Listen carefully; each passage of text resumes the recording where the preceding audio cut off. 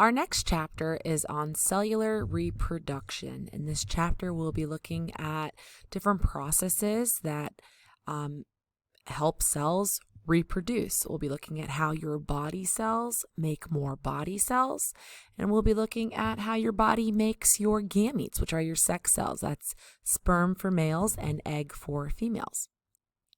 So, of course, with any chapter, we have vocabulary words. You'll be having a matching vocab quiz on these words. So today I'm just going to go through these vocab words with you. So number 1 is gamete. These are those reproductive cells. These are your sex cells. Once again, sperm for males and egg for females. 2, somatic cells. These are your body cells. So every cell in your body is a somatic cell except for your gametes, your sex cells. Number 3, fertilization. This is the union of two unlike gametes. So when sperm and egg come together, we get fertilization. And then number 4, that will then produce a zygote. A zygote is a fertilized egg cell. 5, asexual reproduction. This is the production of offspring that does not involve the union of unlike gametes. So this is going to be one parent producing offspring. There are several different kinds of asexual reproduction that we will be talking about, but there is no union of egg and sperm. Number 6, sexual reproduction. This is where there is a unification of unlike gametes. We do have egg and sperm coming together. This could be plant or animal. Plants, you think, how do they undergo sexual reproduction? Well, pollen is plant sperm. Fun fact for you.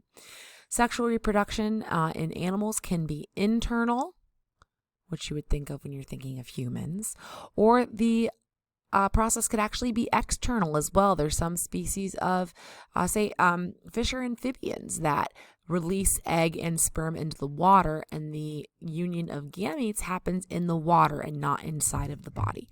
So there are different types of sexual reproduction. Number 7, a gene. A gene is a segment of DNA that controls inherited characteristics. So DNA is very, very, very long. And then little tiny sections of the DNA, we call those genes, and the genes code for a characteristic. Number 8, traits. So traits are your characteristics that are passed down from generation to generation. And the passing on of those genes from generation to generation is known as heredity. Number 10, a centriole. This is one of our vocab words that deals with cell parts. A centriole is an organelle that we talked about back in our cells chapter. And a centriole is a organelle that aids in animal cell division. So we'll see that since we're talking about cell division in this chapter. Number 11 and 12, chromatin and chromosomes. We've talked about these words before, but they're coming back for us. Chromatin is unraveled DNA. It has no job to do. It is relaxed. And then chromosomes is that same material, but we start to coil it and coil it and coil it until it is condensed and all fits into this nice little package. So once again, I like to think of chromatin as noodles in a soup. Think of ramen, and then the chromosomes is that hardened ramen, all packaged and organized. And yeah, that's that. Moving on, homologous chromosomes. So homologous chromosomes are chromosomes that are paired up. So you have a chromosome from in all your body cells, okay? You have a chromosome from your mom. And then you have a chromosome from your biological father. And then on the next set, you have one from mom, one from dad. And then the next one from mom, one from dad. So for every chromosome you get from one parent, you get a corresponding chromosome from the other parent with the same types of genes on them. So if this is a gene for eye color, this is a gene for eye color. If this is a gene for hair color, this is a gene for hair color. So you get a gene from each of your parents for each trait on each of your chromosomes. So your homologous chromosomes are just the chromosomes that you get from your parents. You get one from mom, one from dad. So we have 46 total chromosomes, 23 from our mothers, 23 from our fathers, and we can organize them just to study them better. This is what scientists do to map out like where different traits occur on our genes. So when we map them out, we like to order them from largest in spot 1 all the way down to smallest in spot 22. And then the sex chromosomes go at the end here in spot 23. XY for male, XX for female. So we'll talk about that.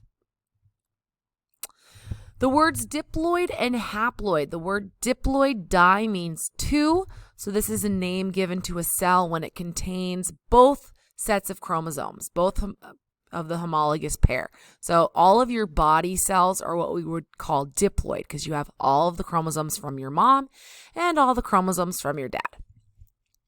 Cells that are haploid contain half the amount of that genetic information. So think haploid for half. They both start with H. So these are your gametes. So we want sperm to have 23 chromosomes. We want eggs to have 23 chromosomes. That way, when they come together for fertilization, 23 and 23 make 46. So that's the idea. So in algebra, we know that letters stand for variables. So our haploid number is N. And our diploid number would be 2N. That's 2 times the number. So if our haploid number, we have 23 chromosomes in our gametes, and then we have 2 times that number, so 2 times 23, so 46 chromosomes in our somatic cells. 16, meiosis. This is a process that we'll be talking about in this chapter that makes sex cells. So we're actually talking about how males make sperm and females make eggs. 17, cell division. This is the process we'll be talking about in this chapter that deals with the production of somatic cells or body cells. And that is split up into 3 phases: interphase, mitosis, and cytokinesis. Number 18, a spore. This is a type of asexual reproductive cell. So we'll be talking about the different types of asexual reproduction. Sporulation is one of them. It uses spores, typically plants, fungi that are going to do this. Number 19, a phage. A phage is a fancy term to mean a virus. So in this chapter, we're going to be talking about viruses. Even though viruses aren't considered to be living things, viruses do take advantage of your ability to go through the cell cycle to have your cells divide. So we're going to talk about viruses in this chapter. A temperate phage is a virus that does not cause disease for some time after it enters an organism. So it has that incubation period. That incubation period for COVID, they said, was 10 to 14 days.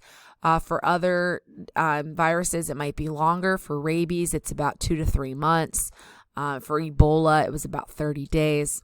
And then for the lytic cycle, regular phages, that would undergo the lytic cycle, which I'll get into in a second.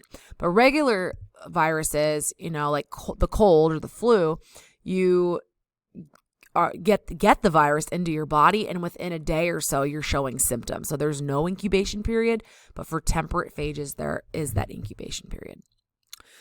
Number 21, the lytic cycle. So this is the shorter name. We get the lytic cycle and the lysogenic cycle. So the lytic cycle, shorter name, shorter cycle. So these are your regular viruses, your colds, your flus, that as soon as you are infected with them, within days, you're showing symptoms. And, your body has to fight that off. The lysogenic cycle is the longer name, so it's the longer cycle. So these guys are the life cycle that the temperate phage follows, the one that has that incubation period. So obviously, if there's an incubation period, it's going to take a longer time in order to have an effect. 23, reverse transcriptase. So it's an enzyme. We know that because it ends in ASE. and enzymes are named after what they do. So reverse transcriptase is reverse transcription. So it is an enzyme that can make DNA from RNA, which is the reverse of transcription, as we learned in our last chapter. 24 is a retrovirus, and a retrovirus is a virus that contains that reverse transcriptase. So it contains RNA and reverse transcriptase, and therefore it becomes the DNA then makes RNA and the proteins that become part of the newly formed virus. So these guys are a little bit more complicated when it comes to viruses, and they're harder to make vaccines for, such as AIDS. All right, so that is it for vocab. I have another video getting into the notes here on why cells divide, so you could take a look at that. All these notes, reminder, are posted in Google Classroom under class materials. I hope you have a great day, and I will see you soon.